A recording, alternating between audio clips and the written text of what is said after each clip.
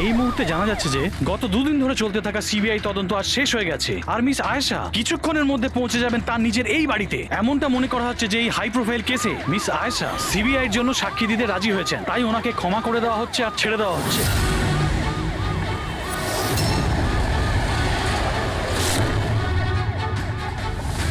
Ma'am, এটা কি সত্যি যে আপনি সিবিআই এর জন্য সাক্ষী দিতে রাজি হয়েছেন? ম্যাম, পুলিশ আপনাকে নিজের থেকে সিকিউরিটি দিচ্ছে নাকি সিবিআই? ম্যাম, এটা কি সত্যি যে আপনার কাছে উপযুক্ত প্রমাণ আছে?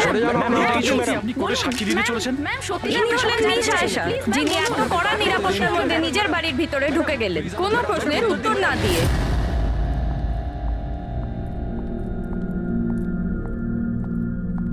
ম্যাডাম, খাবার রেডি আছে, দিয়ে দেবো কি?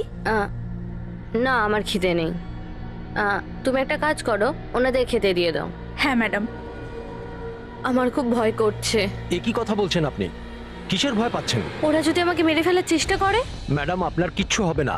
আপনার সুরক্ষার জন্যই আমরা আপনার সাথে আছি। আমি একটা কাজ করছি, প্রথমে উপরে গিয়ে আপনার রুমটা চেক করছি।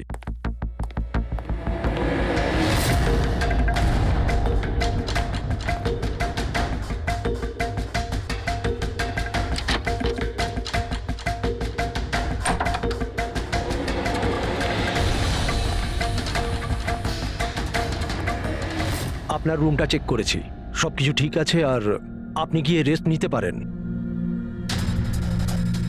দেখুন, আপনার কিচ্ছু হবে না।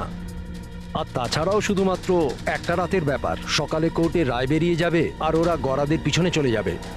You just relax.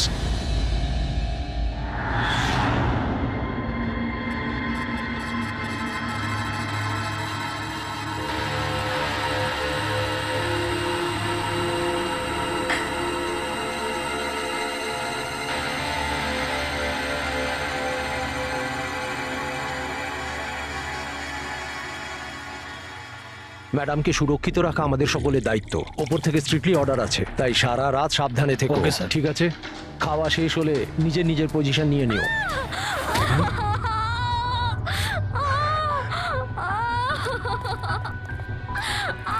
ম্যাডাম!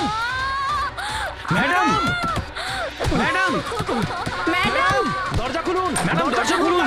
দরজাটা খুলুন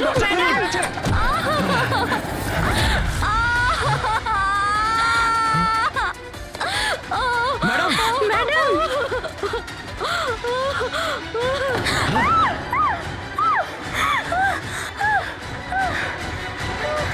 Oh shit!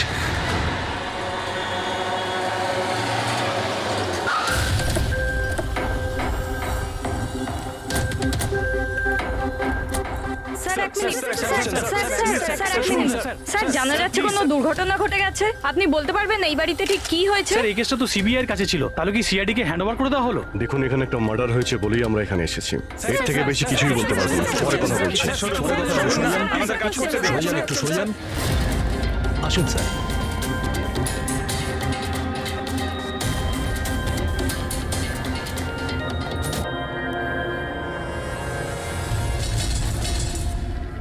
ওর মুখটা আর হাতটা তো একদম পড়ে গেছে। ওর কোনো চিহ্ন তো এই রুমে আর দেখতেই পাচ্ছি না। দেখে তো মনে হচ্ছে যে অ্যাসিড অ্যাটাক হয়েছে। হ্যাঁ দয়া, অ্যাসিড অ্যাটাকই হয়েছে।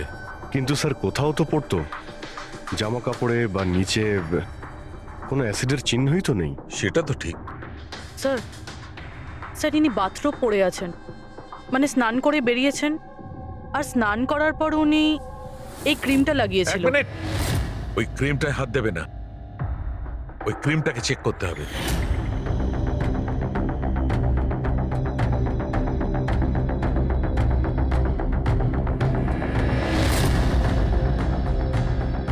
আরে, এ তো কিছুই হলো না। হবে পঙ্কজ, ওয়েট।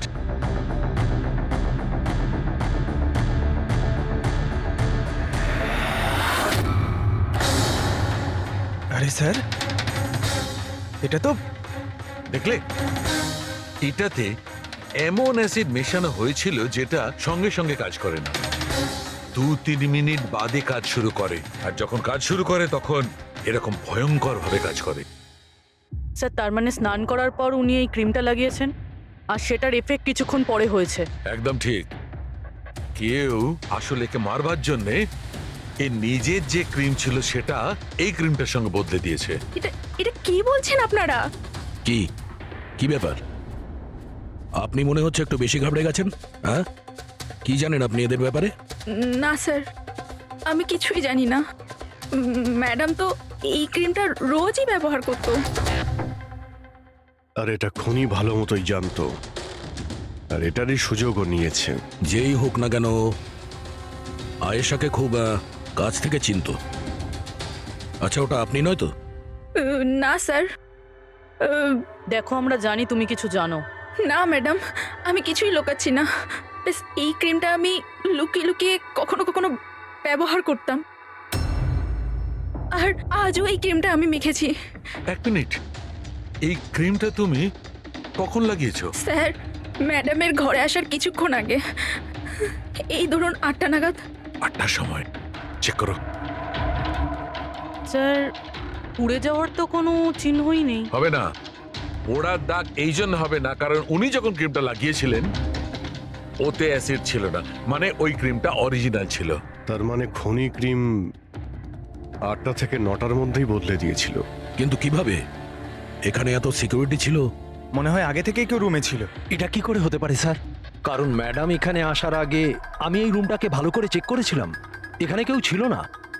আর তাছাড়া ম্যাডামের চিৎকার শুনেই আমরা দৌড়ে এখানে এলাম, আর দেখি দরজা ভেতর থেকে লক স্যার। হ্যাঁ স্যার, আর ভেতরে আসার জন্য আমাদের দরজা ভাঙতে হয়েছিল। ঠিক আছে, আপনারা এখন আসুন, প্রয়োজন পড়লে আবার ডেকে নিচ্ছি। Okay sir.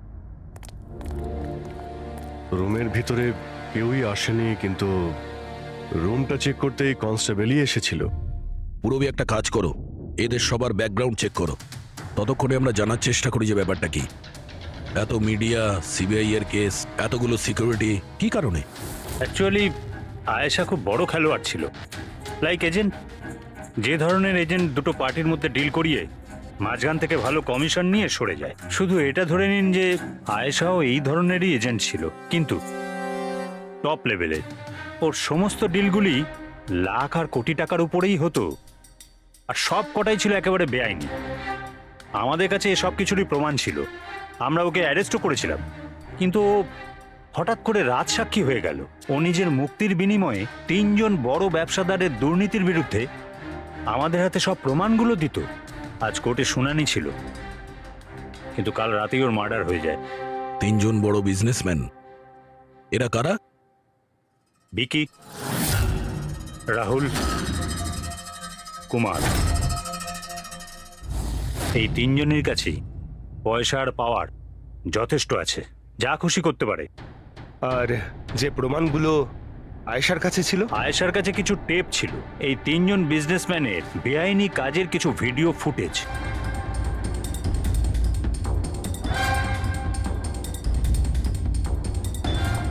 তার মধ্যে কুমারের একটা ক্লিপ আমাদের কাছে আছে।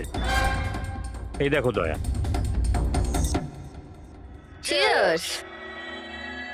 টাকাটা কবে ট্রান্সফার করছেন মিস্টার কুমার?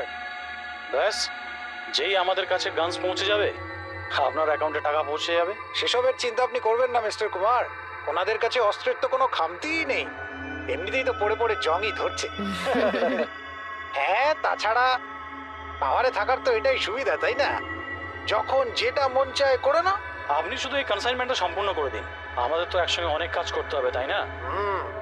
একদম। আর এটা তো সবে শুরু। আমি যতদিন আছি আপনাদের দুজনকে কোনো চিন্তা করার দরকার নেই।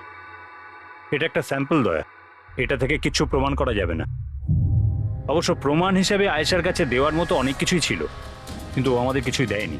ও চেয়েছিল যে এই সমস্ত প্রমাণগুলো ও কোর্টের হাতে নিজেই দেবে।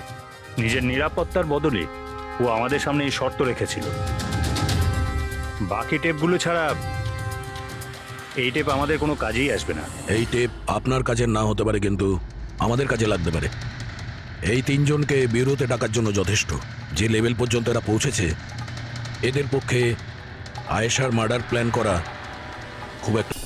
ভিকি, কালকে কোথায় ছিলে? কাল একটা পার্টিতে ছিলাম। এগুলো ওই লোকগুলোর স্টেটমেন্ট আর সিগনেচার, যারা কাল রাত 9টা থেকে 3টে অবধি আমার ক্লায়েন্টের সাথে ছিল। টাইম তো আমরা জিজ্ঞাসা করিনি।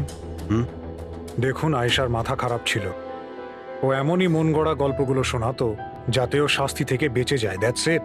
আয়েশা আপনাকে ঠকিয়েছে, আপনার বিরুদ্ধে সিবিআই এর কাছে প্রমাণ দিয়েছে।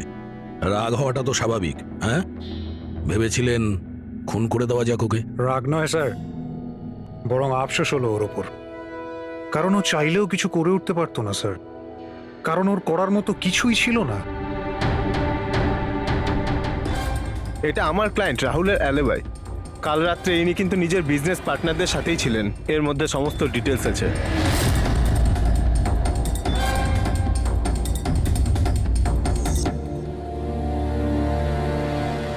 আমার মনে হয় না যে আপনাদের কিছু জানার আছে বলে।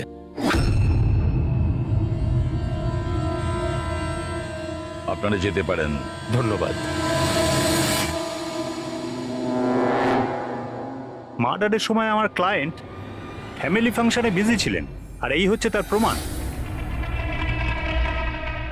মিস আয়েশার কাছে আপনার বিরুদ্ধে প্রমাণ ছিল মিস্টার কুমার। আর এমন প্রমাণ যা আপনাকে বরবাদ করে দেওয়ার জন্য যথেষ্ট।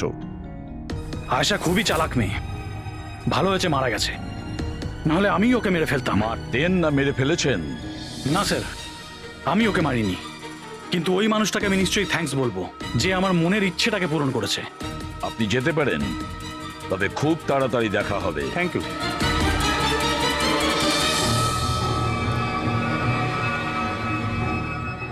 আপাতত আমরা কাউকেই অ্যারেস্ট করতে পারবো না।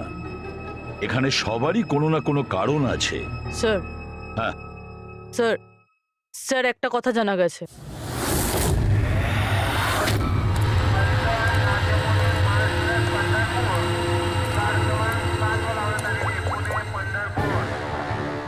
হ্যালো, হ্যাঁ, সব কিছু তৈরি। একটা কথা মনে রেখো, কোনো ভুলভ্রান্তি যেন না হয়। এই তো দাদা, চলে আসুন, বাস ছাড়বে, বাস ছাড়বে।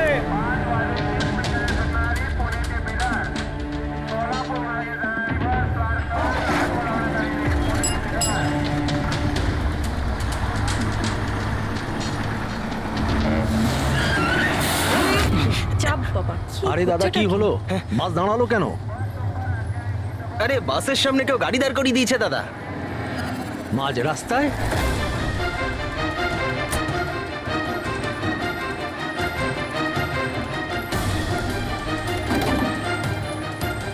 স্যার, আপনারা এখানে? শহর ছাড়ার খুব তাড়া দেখছি তোর। হ্যাঁ, অনেক প্রশ্নের উত্তর দিতে হবে তোকে। চল চল। স্যার, আমি কি করেছি স্যার? স্যার, আমার কথাটা তো শুনুন স্যার। স্যার, আমাকে কেন ধরছেন স্যার? স্যার স্যার কি করছেন স্যার? আমাকে কেন ধরছেন? আমি তো ছুটি নিয়ে দেশে যাচ্ছি স্যার। তোর রেকর্ড আমরা চেক করেছি, তুই তো আমাদের বলিসনি। হ্যাঁ, যে আয়েশার আগে তুই মিস্টার কুমারের জেট সিকিউরিটিতে ছিলি। হ্যাঁ স্যার, ওটাই তো আমার কাজ। আর আপনি তো জানেন যে সরকার আমাদের যেখানে পাঠায় সেখানে যেতে হয়। তোমার মোবাইলে কুমারের কল একবার নয় 3 বার, আয়েশার মার্ডারের ঠিক আগে। এটাও একটা কাজ। আপনারা ঠিক বলেছেন স্যার। কুমার আমাকে কল করেছিল, ও আয়েশা ম্যাডামের সঙ্গে কথা বলতে চাইছিল, কিন্তু আমি বারণ করেছিলাম স্যার। ও আমাকে টাকার লোভও দেখিয়েছিল, কিন্তু আমি তবুও কথা বলাইনি। প্রথমে দুবার বারণ করেছিলি তুই, আর তারপর রাজি হয়ে গেলি তুই। হ্যাঁ ম্যাডাম, এই কুমার স্যার আবার ফোন করছেন। হ্যাঁ, আমাকে কোনো বিপদের ব্যাপারে বলতে চাইছে। ফোনটা দাও। এই নিন। হ্যাঁ বলো। আমি জানতে পারলাম তুমি আমার জন্য চিন্তা করছো, কোনো বিপদ থেকে আমাকে উদ্ধার করতে চাইছো। How strange. আমি বলে দিচ্ছি, আমি তোমাকে খুব ভালো মতো চিনি। আর এই সমস্ত কার্যকলাপ না তুমি অন্য কারোর সাথে করো। আর এমনিতেও যদি আমি জেলে যাই, এই টাকাগুলো নিয়ে আমি কি করব? আচার দেব? এই টাকাটা না তুমি তোমার কাছেই রাখো, এটা তোমারই সাহায্যে লাগবে। কোনো দরকার নেই এই ফোনটা আমাকে দেওয়ার। আমার সাথে গেম খেলার চেষ্টা করে যাচ্ছে, আর তুমি ওকে সাহায্য করছো। আমি কোথায় ম্যাডাম? আপনাকে সাহায্য করছিলাম তো। ঠিক আছে ঠিক আছে, থাক। শুধু এইটুকুনি জেনে রেখো, তুমি যদি ওকে সাহায্য করো না, রক্ষা পাবে না। আমি সিবিআই কে বলে দেবো, যদি আমার কিছু হয় তাহলে সবার প্রথমে তোমাকেই অ্যারেস্ট করবে। তুই গেছিলি না আয়েশার ঘরে ঠিক ওর রুমে ঢোকার আগে? ওর বিউটি ক্রিমটাকে অ্যাসিড ক্রিমে বদলাতে খুব বেশি সময় লাগেনি নিশ্চয়ই, তাই না? এ আপনি কি বলছেন স্যার? আমার কথা বিশ্বাস করুন, আমি সত্যি বলছি। যদি তুই সত্যি কথাও বলিস না, তাহলেও এই কেস যতক্ষণ না সলভ হচ্ছে তুই আমাদের হেফাজতে থাকবি, বুঝলি? এখন চল, নিয়ে চল ওকে, চল চল। আরে স্যার স্যার স্যার স্যার আমি কিছু করিনি স্যার, ছেড়ে দিন স্যার, প্লিজ স্যার। হ্যাঁ পুরবি, বলো। স্যার ওই ফুটেজটা যেটা ও সিবিআই কে পাঠিয়েছে হুম, সেটা ওই ঘর থেকেই শুট করা হয়েছে যেখানে ওর খুন হয়েছিল। তার মানে আয়েশার বেডরুমে? হ্যাঁ স্যার, ওরই বেডরুমে। আসলে এই ফুটেজটা 1 বছর আগের, ফার্নিচার বদলানো হয়েছিল তাই বোঝা যাচ্ছিল না। Are you sure? স্যার 100% এটা সেই ঘরটাই। হ্যাঁ, একটা ভাইটাল ইনফরমেশন দিলে Purabi, thank you so much. Purabi বলল যে আয়েশা মিনিস্টার আর মিস্টার কুমারের স্টিংটা ওই রুমেই করেছে। আর যদি এটাই হয়, ক্যামেরা ওই ঘরেই কোথাও লুকানো আছে, তার মানে ক্যামেরা এখনো ওখানেই আছে।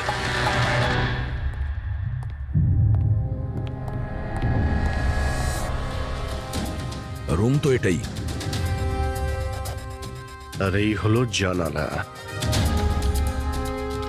ফুটেজে জানালা রয়েছে, তার মানে এই ফুটেজটা এই দিক থেকেই তোলা হয়েছে। স্যার ফুটেজ অনুযায়ী তো ক্যামেরা এখানে থাকা উচিত। না ভাই, এতটা হাইটে না, ক্যামেরা আই লেভেলে ছিল, আর সেই হিসেব অনুযায়ী এইখানেই কোথাও হওয়া উচিত। আচ্ছা, ওই আয়নার ভিতরে নেই তো? আরে ওই যে আয়নাগুলো থাকে না, যার একদিকে দেখা যায় আর একদিকে দেখা যায় না। ভাই তাহলে তো জানতেই পারা যাবে। কি করে স্যার? তুমি ওই ফিঙ্গার নেল টেস্টের কথা শোনোনি? যে কোনো অচেনা জায়গাতে বা ট্রায়াল রুমে ড্রেস চেঞ্জ করার আগে এই টেস্ট করে নেওয়া উচিত, ফিঙ্গার নেল টেস্ট। তোমার যে নখ রয়েছে সেটা তুমি কাঁচের মধ্যে লাগাও, আর তোমার রিফ্লেকশনে যে নখ আছে আর তোমার যে নখ রয়েছে তার মধ্যে যদি গ্যাপ থাকে তাহলে সেটা আসল, আর যদি গ্যাপ না থাকে তাহলে সেটা নকল ওয়ান ওয়ে। যেমন এই মিররটা, এটা ওয়ান ওয়ে মিরর। যদি মিররটা ওয়ান ওয়ে হয় তাহলে তো এর পেছনে জায়গা থাকার কথা।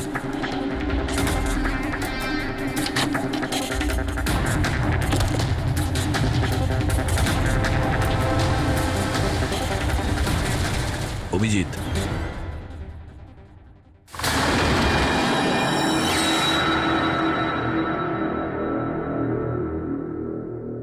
এখানে তো পুরো ফিল্মের সেটআপ লাগানো রয়েছে। এসডি কার্ড তো নেই স্যার। হ্যাঁ,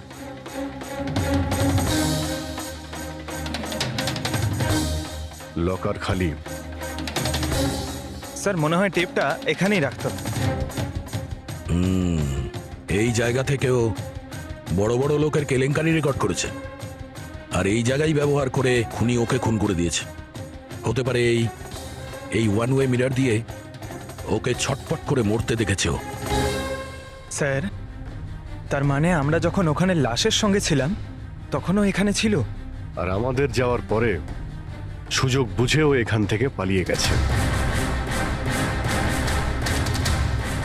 তার মানে আয়েশা আর পুলিশের অনুপস্থিতিতে লোকটা বাড়িতে ঢুকেছিল, হয়তো বাড়ির পিছন থেকে।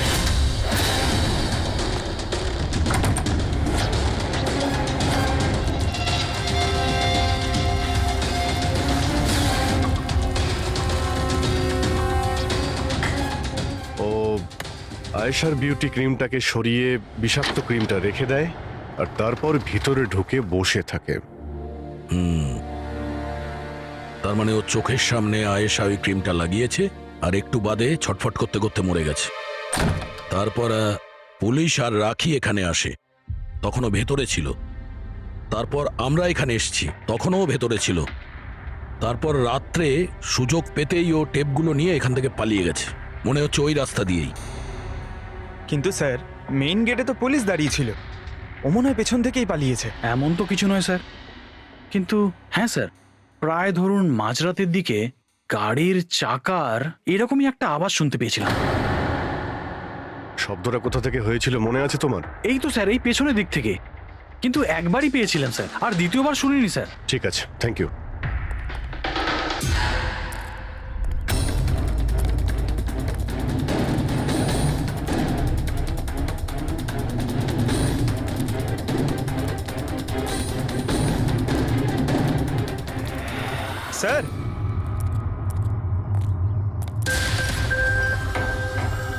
স্যার টায়ারের ঘষার চিহ্ন তো রয়েছে এখানে। এ দেখতে পাচ্ছ এখানে এই তেল আর জল পড়ে আছে। মনে হচ্ছে এসি চালিয়ে গাড়ি এখানে অনেকক্ষণ দাঁড়িয়েছিল। আর তারপর গাড়ি এখান থেকে বেরিয়ে গেছে। ওই কনস্টেবল এই গাড়িরই এই টায়ারের আওয়াজ শুনেছিল। যদি গাড়িটা এখানে অপেক্ষা করেই থাকে তাহলে হঠাৎ এমন কি হলো যে তাড়াহুড়ো করে চলে গেল? স্যার মনে হয় কেউ দেখে ফেলেছিল, ওই জন্য ভয়তে পালিয়ে গেছো। পয়েন্ট আছে। এখানে আশপাশটা জিজ্ঞাসা করে দেখি।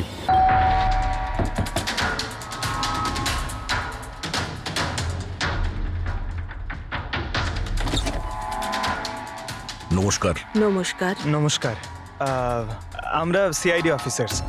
সিআইডি? ম্যাম, কালকে রাত্রে আপনি এখানে কিছু কিছু অদ্ভুত দেখেছিলেন বা শুনেছিলেন, এমন কিছু যা আগে কখনো ঘটেনি? হ্যাঁ, দেখে তো ছিলাম। অনেক রাত পর্যন্ত আমি ঘুমোতে পারিনি। আর রাতে আমি দেখলাম বাড়ির সামনে একটা বড় গাড়ি পার্ক করা আছে, কিন্তু ওটা আমাদের সোসাইটির কারণ নয়। অনেক রাত পর্যন্ত গাড়িটা কিন্তু ওখানেই ছিল। কোন গাড়ি ছিল আপনার মনে আছে কিছু? দেখুন, গাড়ির ব্যাপারে তো আমি বিশেষ কিছু তো জানি না, কিন্তু ওটা HX9 ছিল, কারণ আমার ছেলের কাছেও ওই একই গাড়ি আছে। I see. আরো একটা কথা, যতক্ষণ ওই গাড়িটা ওখানে দাঁড়িয়ে ছিল না, গাড়ির ইঞ্জিনটা চালুই ছিল আর ভিতরে একজন বসেও ছিল। আমি এটা দেখছিলাম আর তখনই ওখানে কাউকে একটা আসতে দেখলাম আমাদের আয়েশার বাড়ির দিক থেকে। ওর হাতে কিন্তু একটা ব্যাগও ছিল। আরে এই যে, কে ওখানে? গাড়িটা তো চলে গেল, কিন্তু এটা বুঝতে পারলাম না যে ওরা কারা ছিল, কেন এসেছিল, আর ওরা আয়েশার বাড়িতেই বা কি করছিল। Thank you ma'am, thank you very much. Thank you. Sir, তার মানে খুনির সঙ্গে আর একটা লোক ছিল যে গাড়িতে বসে অপেক্ষা করছিল। লাখ টাকার গাড়ি ছিল। কি মনে হচ্ছে কে হতে পারে? সন্দেহের তালিকা এখন ওই তিনজনই রয়েছে। আরটিও থেকে খোঁজ নিয়ে দেখি এই গাড়িটা এই তিনজনের মধ্যে কার কাছে রয়েছে। স্যার, এই ধরনের দামি গাড়ি তিনজনের কাছে আছে। কি? হ্যাঁ স্যার, খুবই শৌখিন লোক, এক একজনের কাছে অনেক গাড়ি আছে। তাহলে এই তিনজনের মধ্যে ওই গাড়িটা কার আছে কি করে জানতে পারবো? তাও সিচুয়েশন অনুযায়ী খুনি এই তিনজনের মধ্যে কেউ মনে হচ্ছে। না স্যার, আমরা তিনজন এই খুনের ব্যাপারে কিচ্ছু জানি না। আপনারা এখানে কেন? স্যার, আয়েশা জীবনকালে তো আমাদের বাঁচা দুষ্কর করেই দিয়েছিল, এখন মরার পরেও আমাদের বাঁচা দুষ্কর করে দিচ্ছে। তার মানে? স্যার, আয়সার খুনি ও আমাদের প্রত্যেককে ফোন করে 25 কোটি টাকা করে চেয়েছে, তাও আবার 24 ঘন্টার মধ্যে। আর হুমকি দিয়েছে আমরা যদি না দিই তাহলে ও আমাদের টেপ লিক করে দেবে। এর মানে হচ্ছে আমাদের মার্ডারের সঙ্গে কোনো সম্পর্ক নেই। ওই গলাটাকে চিনতে পেরেছেন? না স্যার, আমি চিনতে পারিনি। আপনারা শুনে নিন, আমি কলটা রেকর্ড করেছি। আয়েশাকে আমি খুন করেছি, আর ওই টেপসগুলো আমার কাছেই আছে। ওই টেপসগুলোর মধ্যে যা প্রমাণ আছে তোমাদেরকে সারা জীবন জেলে রাখার জন্য যথেষ্ট। 24 ঘন্টার মধ্যে কেম্যান ল্যান্ড ব্যাংকের অ্যাকাউন্ট নাম্বার 23122-তে 25 কোটি টাকা জমা করে দিন, না হলে এই প্রমাণটা পুরো দুনিয়া দেখবে। তোমাদের কাছে 24 ঘন্টা আছে, ভেবে নাও কি করবে। ওকে ট্রেস করো, দেখো কোথা থেকে ফোন এসেছে, কে ফোন করেছিল, দেখো কোনো ডিটেলস পাওয়া যায় কিনা। ওই যে ও অ্যাকাউন্ট নাম্বার দিয়েছে, ওটা দিয়ে হয়তো জানা যেতে পারে। না, ইন্টারন্যাশনাল ব্যাংক স্যার, কোনো ডিটেল দেবে না ওরা। হ্যাঁ, কথাটা ঠিকই। স্যার, হ্যাঁ, ইন্টারন্যাশনাল কল ট্রেস করতে পারছি না। তার মানে কিছুই হবে না? ওই বদমাসকে 25 কোটি টাকা দিতেই হবে? না। কেন দেবেন 25 কোটি টাকা ওই বদমাশ লোকটাকে? হ্যাঁ, আর কেন দেবেন যেখানে আপনারা কিছু করেননি? না কোনো ঘুষ দিয়েছেন আপনারা, না কোনো বেআইনি কাজ করেছেন। তাহলে আপনাদের বিরুদ্ধে ওই টেপে তো কিছুই থাকবে না। হ্যাঁ, যদি আপনারা কিছু করে থাকেন তাহলে। আরে এটা কি বলছেন স্যার? আমরা কিচ্ছু করিনি, আমরা ইনোসেন্ট, আমরা নির্দোষ। আপনি তো অযথাই আমাদের ওপর। আশ্চর্য তো।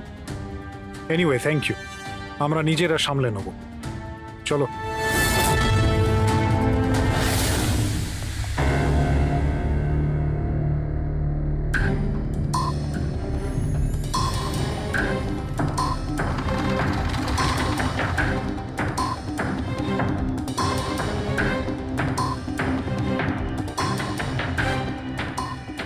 সারিকা, এই রুমটাকে খুব ভালো করে চেক করতে হবে। খুনি এখানে ঘন্টার পর ঘন্টা ছিল, তার মানে এখানে কোনো না কোনো জিনিস নিশ্চয়ই পাবো আমরা, যেটা দিয়ে ওর ডিএনএ টেস্ট করা সম্ভব। ওর চুল, ওর নখ, যা কিছু।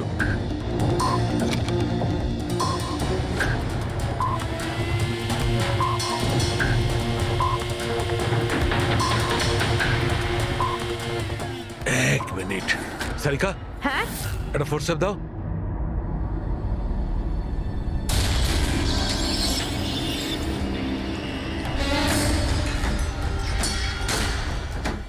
মাই গড, সারিকা এই দেখো।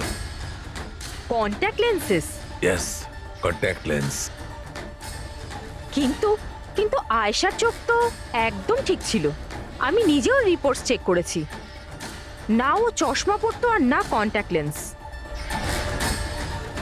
তবে এই কন্ট্যাক্ট লেন্সটা কার হতে পারে? খুনির? না না, খুনির হতে পারে না। একটা চোখের কন্ট্যাক্ট লেন্স খুলে যাবে আর কেউ জানতে পারবে না, এটা ইম্পসিবল। দেখান তো একটু।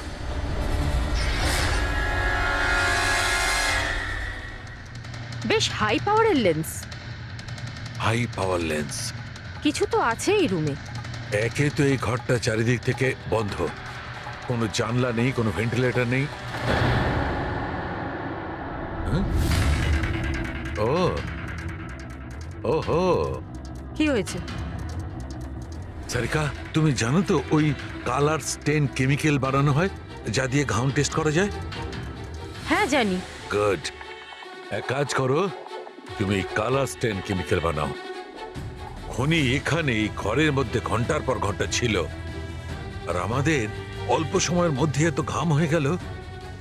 খুনির তো খুব ঘাম হয়েছিল। ইয়েস, এই ঘামটাকে চেক করব, তার থেকে জানা যাবে যে খুনি কোথায় ছিল, দাঁড়িয়ে ছিল না বসে ছিল না কিভাবে ছিল, সব কিছু। ওই র্যানসাম কলের কোনো মানেই হয় না, ওই কল বোগাস হতে পারে। হ্যাঁ স্যার, কারণটা আমাদের কেস থেকে সরানোর জন্য আর টাকা কামানোর জন্য। এই তিনজনের মধ্যে কেউ আয়েশাকে খুন করে আর ওই টেপটাকে চুরি করে, আর সে বাকি দুজনকে কল করে ব্ল্যাকমেল করছে। কিন্তু স্যার, সে কে? স্যার, আমার তো মনে হয় কুমার হতে পারে। ও ভীষণ রকচটা, যে কারো খুন করতে পারে। আর ওই বাকি দুজন, ওরাও কম যায় না স্যার। এই তিনজনের যেমন পয়সাও আছে তেমন ক্ষমতাও আছে এদের। খুনি এই তিনজনের মধ্যেই কেউ হবে স্যার। আর খুনির একজন সঙ্গীও আছে, যে ওই বাইরে গাড়িতে বসে খুনির জন্য অপেক্ষা করছিল। হ্যাঁ, হবে তো এই তিনজনের মধ্যেই কেউ, আর এমন একজন যে আয়েশাকে খুব কাছ থেকে চিনতো। এক্স্যাক্টলি, সেজন্য ও জানতো যে আয়নার পেছনেও আরো একটা রুম আছে, আর আয়েশা কোন ক্রিম ব্যবহার করতো সেটাও ও জানতো। স্যার, এর মানে ওই গোপন জায়গার ব্যাপারে খুনি ছাড়া আর কেউ কিছু জানতো না। এক্স্যাক্টলি। তাহলে স্যার? তাহলে আবার কি করবে দয়া? ধরে ফেলো ওদের। ওদের প্ল্যানিং এই, ওদেরকে ফাঁসাতে হবে।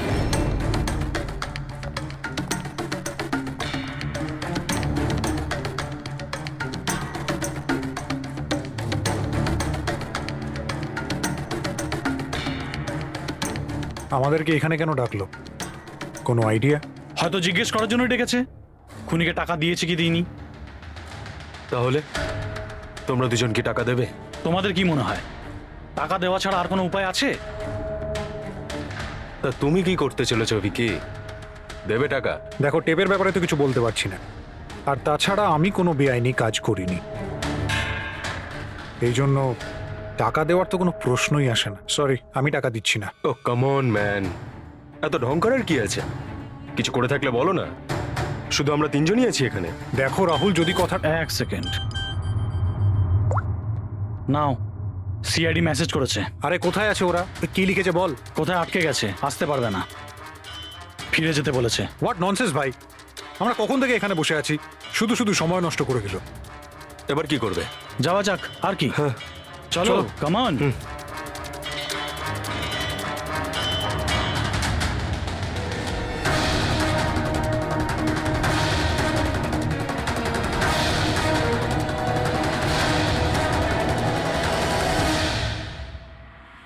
এই সে।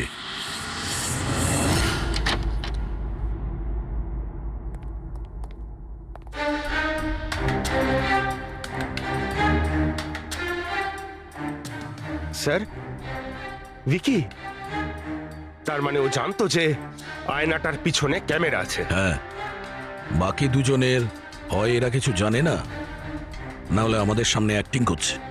স্যার আমার তো এই বিকিকেই সন্দেহ হচ্ছে। এবার কি করব? নজর রাখা যাক এর ওপর, কোনো না কোনো ভুল নিশ্চয়ই করবে। হ্যাঁ সারিকা, কালাস্টেন কেমিক্যাল রেডি। ঠিক আছে, চলো।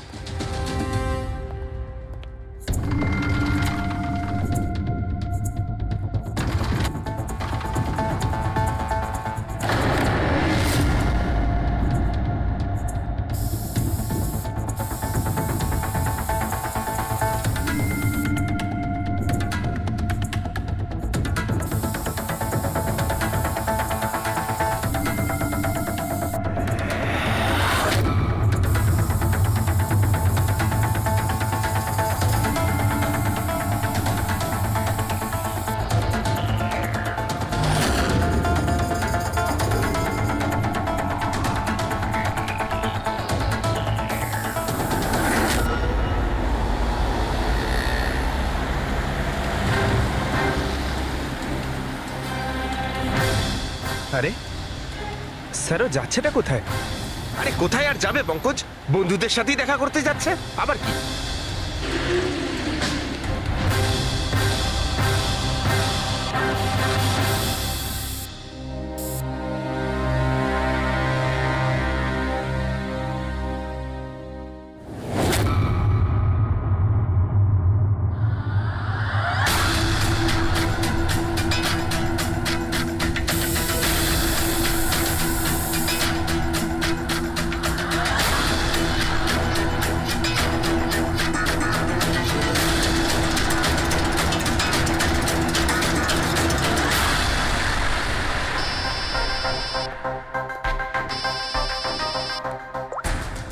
হ্যাঁ সারিকা, বলো। গুড, কিছু পেলে? মেঝেতে? মেঝেতে শুয়েছিল? মেঝেতে কেন? ওকে ওকে, ঠিক আছে সারিকা, আমি তোমাকে পরে ফোন করছি। বাই। ওই দুদিন আগে আমি 1124 লাস্টটা এনেছিলাম।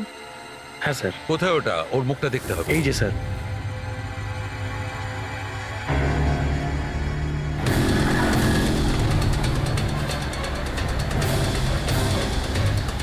এই জানতে পারেনি তো যে আমরা ওকে ফলো করছি।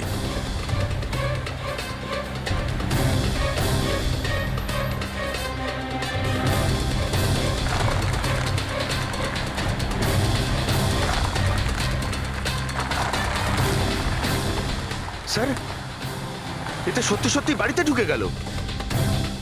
ভেবেছিলাম ও কোনো বন্ধুর সাথে দেখা করবে। হ্যাঁ অভিজিৎ। কি? ডক্টর সালুকে বলে দিয়েছেন যে খুনি কে? কে? ও হ্যাঁ, আমরা এই ভিকিকে ফলো করতে করতে ওর বাড়ির কাছে পৌঁছে গেছি। ঠিক আছে, আমরা ওয়েট করছি। অভিজিৎ আসছে।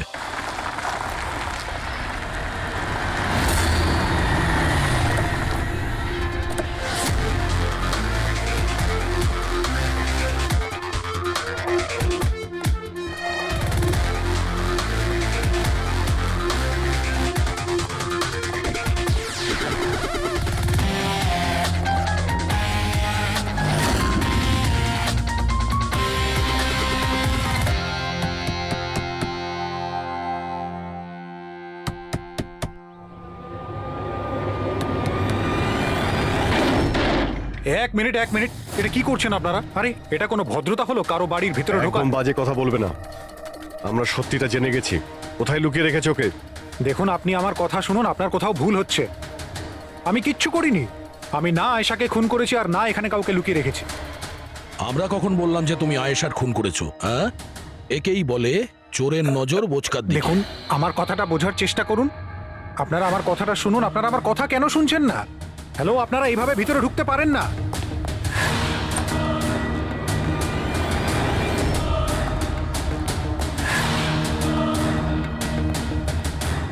এখানে তো কেউ নেই। আমি বলছি আপনাদেরকে এখানে কেউ নেই, প্লিজ। আরে বন্ধ করুন এগুলো, এইভাবে ভিতরে আপনারা ঢুকতে পারেন না। Hello, excuse me, hello. আরে ওপরে কিচ্ছু নেই স্যার। আরে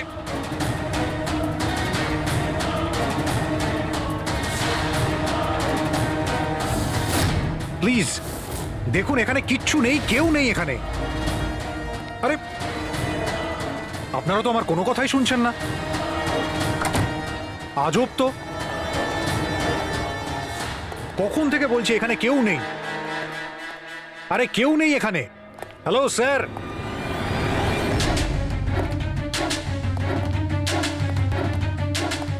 দেখুন আমার কথাটা শুনুন প্লিজ, শুনুন।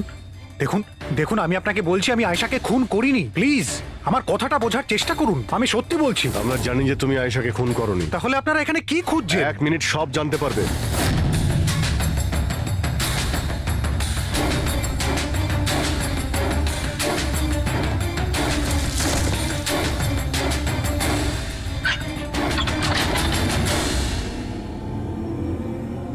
স্যার আসুন।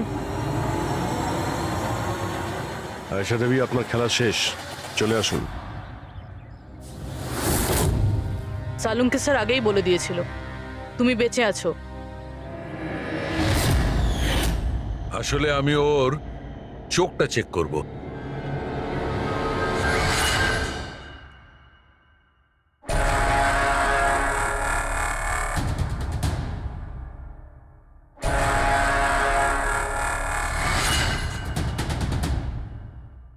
আমি যেটা ভেবেছিলাম সেটাই ঠিক। তুমি আসলে আয়েশা হতেই পারো না।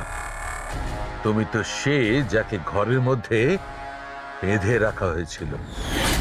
অন্য কোনো মেয়েকে আয়েশা বানিয়ে নির্মমভাবে ওকে হত্যা করেছো। কে ছিল ওই মেয়েটা? কি শত্রুতা কি ছিল ওর সঙ্গে? ওর সাথে কোনো শত্রুতা ছিল না। আমি শুধু আমার জীবনটাকে বাঁচাতে চেয়েছিলাম। আমি খুব ভালো করে জানতাম যে সিবিআইকে সাক্ষী দেবার পরেও আমি সুরক্ষিত থাকবো না। এই তিনজনেই কিন্তু খুব ডেঞ্জারাস।